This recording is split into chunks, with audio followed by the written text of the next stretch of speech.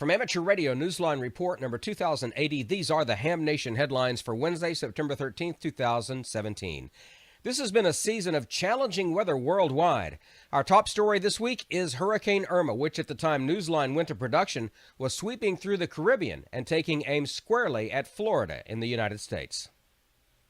Hurricane Irma is the second strongest hurricane ever in the Atlantic Basin, second only by Hurricane Allen in 1980. Newsline reporter Bobby Best, WX4 ALA, is also a broadcast meteorologist who says there are some similarities in this hurricane season to ones from the past. It's mindful of 2005, but when you start looking at Jose that's right behind Irma, it makes you wonder, that's for sure. Best says a lot was learned from all the storms of 2005. We learned a tremendous amount, not only from Katrina, but from that entire year, 2005. I mean, they ran out of names. We had to go into Alpha, Beta, Charlie, naming hurricanes. We had so many, and we did learn a tremendous amount. And also, I want to give credit to April 27th of 2011, the largest super outbreak of tornadoes. We also learned an awful lot about amateur radio operators coming in and providing emergency communications assistance to law enforcement, rescue personnel, etc. Best thinks hams in the surrounding area will be in a good position to help. Hams in the Panhandle are not likely to be affected by Hurricane Irma. Additionally, living in Alabama myself, I know that Alabama hams have already been placed on standby to assist Florida if necessary. When this report was being prepared Wednesday afternoon, Best says the National Hurricane HF network is up and running. As Irma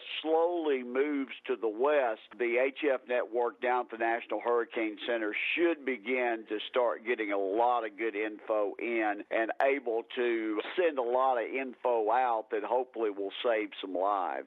By Friday, the latest models I looked at this morning, and they are predicting a right-hand turn for Irma sometime between Friday night and Saturday morning. Just how far of a right-hand or a northward turn Irma will make could make all the difference in the world for people in Florida. If it makes enough of a right-hand turn, it will put the east coast of Florida on the east side of Irma, which is the less powerful side. If it doesn't take as right of a turn, it will place portions of the Gulf Coast of Florida on the right-hand side, again, which is the bad side. At that time, we would be relying a whole lot on local VHF and UHF nets, connecting in also on 75 meters with the Florida state net. With thanks to Newsline's Bobby Best, WX4 ALA,